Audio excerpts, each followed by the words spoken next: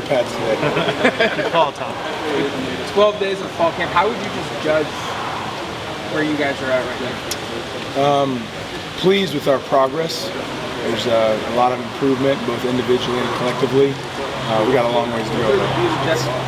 Jeff said stack get 1% better every day. Stack good days after good days. What do you feel like today was 1% better? Yeah, it was solid. We had we're trying to address a lot of specifics. I think Coach Lanning's been doing an awesome job putting us through a lot of situations and taxing us. So I think we got a chance to improve if we can put ourselves in a lot of situations that are going to actually occur on game day. So that's our goal. And pleased with the guys, the way they're responding to those situations. And then it's also obvious that we got a long ways to go and some things to improve on. One scrimmage under your belt, where are you looking to get better the most going into Saturday? We need to get better everywhere. There's no doubt. So we're going to address it of the how and not just say get better. But I think seeing our group overall and their commitment to being elite competitors. We got a bunch of guys that are committing to be mentally and physically tough. And what I'm starting to see over here after a few weeks now is the leadership start to rise, and that's awesome because we need that, and we see it through individuals and specific units where leadership starts to rise and people are really reacting to that. Is there anyone that surprised you in that leadership role? You didn't think necessarily coming in that they were going to step up and have one of those voices, but they really have one? No, I think what's necessary being a new staff, and we're not going to really put much on the past and feedback from others, so kind of more so an open stage for anyone in that role. If you work your butt off the field and on the field, you're going to gain respect from your teammates. So putting those individuals to be comfortable enough to lead, and I think that's what's starting to happen here. The last time that we talked to you, you talked about how your defense, you were proud of the way that they finished, but the way they started, you didn't really like. Are you starting to see a little bit more consistency from them in those plays? Yeah, I think we're attempting to still do that. I think today was a good example where it was a full batted day. There were some moments right there where I think again it all rises with the leadership within, and seeing some individuals step up in some moments on rep number 6 or 7 of a fast-paced tempo-type period. That's where it gets exciting to see, from the sideline where guys are able to step up and still communicate, and instead of the communication get isolated, you start to see that leadership rise and putting a more premium on communication, which is going to allow us to function at the highest level. Who are some of those players that have kind of stepped up in that regard? Yeah, I think Jeff Bassa stands out as a guy that's attempting to communicate better. We had a great rep from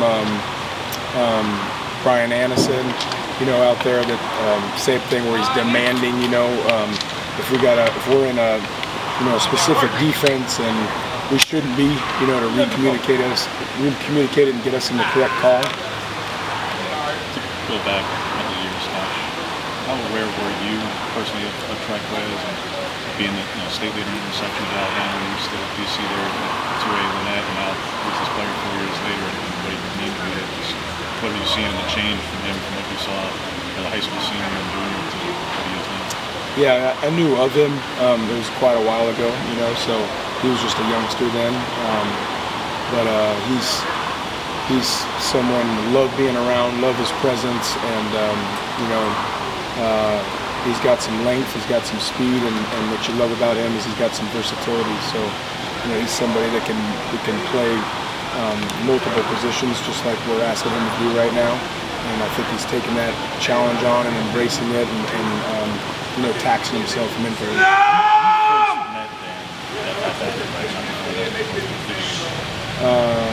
Yeah, that was our first acquaintance when he was at Alabama. I know that you're running in Sophia first really kind of began experiencing a lot with the leg. How have you seen, you're obviously very close over the years, how have you seen that period kind of changing? I think Dan is someone that embraces adversity, right, and truly is a so what, now what individual. That he's been through a lot. There's been times of humble beginnings, and it's an awesome story. So I think you see that every day in him, that he truly does believe, back up his words, and every day when he talks about and demands what he wants from our staff, that he's living that as well right there with you, and that's always awesome when you have a head coach that's right in the fire with you. I think that shows every day. The adversity that he's overcome from the past, it comes out every day. He demands a lot out of the players and the staff, and ultimately that creates the culture that I want to sign up for. You obviously know him, his story as you do. At Bama, he's 29, he's a 3A. In that capacity as an analyst. How, in your estimation, has he gotten to this point, 36 to 36 coaches? I think embracing a growth mindset. That's what he's doing every day, and that was a big part of me coming here, was knowing what I was in store for and coming into, and being a part of an environment that's going to constantly challenge myself and have that same growth mindset to not just demand out of our players but ourselves and our staff, that we all can get better, myself included, and to lead by action. I think that's what Dan represents. About 2 weeks off from the first game, but you're starting to crack into some of that Georgia game film and start getting this easy for you guys. Well, we got so much more to go just with our own team. That's really where the focus is. Is improving every day on ourselves. So not a lot of talk about that at all. More so just addressing our internal issues out on the field, what we need to do to improve. And when it gets closer to game week, we'll start ramping it up as far as opponent preparation. Going back to Jeffrey Bossa, you talked about your intensity a little bit, and we've seen it and heard it a lot during practice. And you said that intensity kind of starts sometimes in the meeting room. Is there something you do to kind of get yourself, into that mode or hyped up at all, get to that mode? No, I'm just gonna be me. So I'm a passionate individual. I love it. I'm utterly obsessed with ball and what I do, and so I think it's important that as a coach that you bring juice and energy, and it's contagious. So I think there's a fine line of someone that's just being loud and someone that's bringing content. So that's my goal, is to bring content, but to do it with passion and energy. Tony, last question. Dorless, the alpha of this defense. Just your opinion of this, what kind of value does he bring? What have you seen from him to kind of get that praise from the start?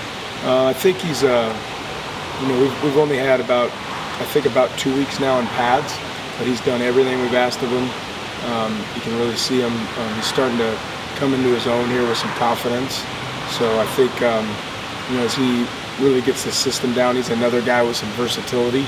So it'd be an individual that we'll ask to do numerous job descriptions from him. I think he embraces it. He studies, he loves it, and I think he wants to play at the next level. So it's important to him. Thank you, Coach. All right, now have a good one.